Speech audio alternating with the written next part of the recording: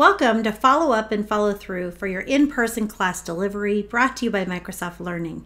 I'm Leanne McManus. We're going to dive into these two areas that you'll focus on at the end of your class. Follow up and follow through, in addition to next steps or final steps that the students can take.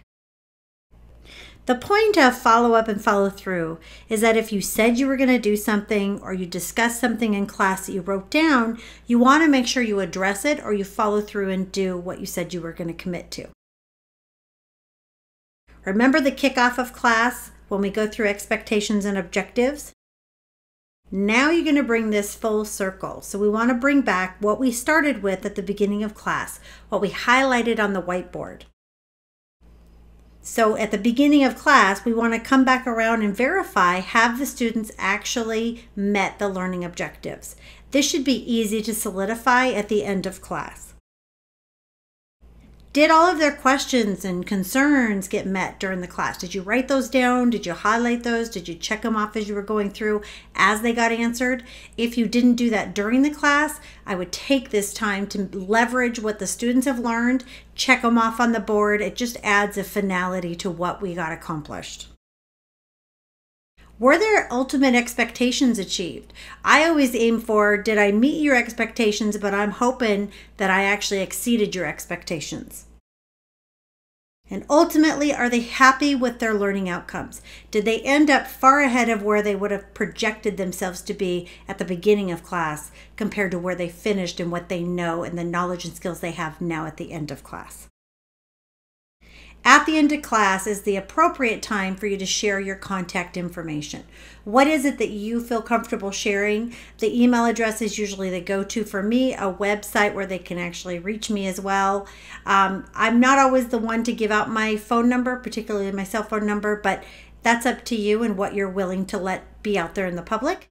But connecting on social media is also a great way of networking and staying connected with your students and potential teammates down the road after class. So it's very hard to remember who was in your class once you've done many, many classes over time. This is a great way for you to contain your network and show who you've done training with, but it's also a really great way for them to build their network of peered professionals and people that they consider experts such as yourself. Do you remember the parking lot?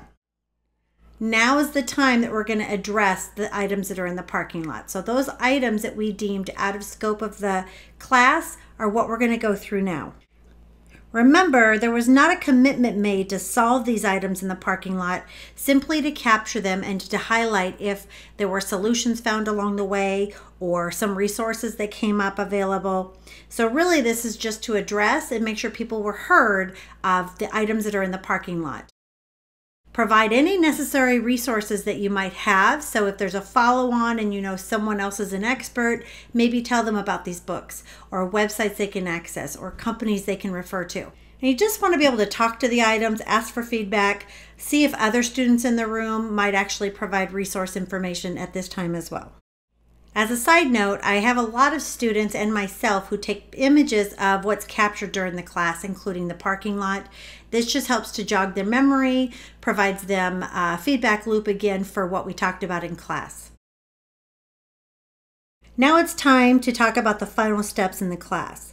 It really should be the time that we open it up for full discussion, and anyone can provide really whatever kind of resources they want to add and any particular takeaways that might have come from the class, from the discussion, from the resources, the overall tying a bow to the class. The takeaways from an instructor perspective is that actually all of their tanks are full. They all have learned a lot. It solves some issues for them. They're ready to move on to the next whatever, the next function, the next learning opportunity, whatever that is, and have the confidence to do so from this class. This is also a really, really great time to promote additional or upcoming classes that either you're teaching or that the training center you're at has, in particular for the type of audience that you've got in your classroom at that time. Thank you for taking the time to watch this video. I know that following up and following through seems like a common sense ideal. However, sometimes you run out of time or people feel like what they talked about 3 days ago wasn't captured and is now not important.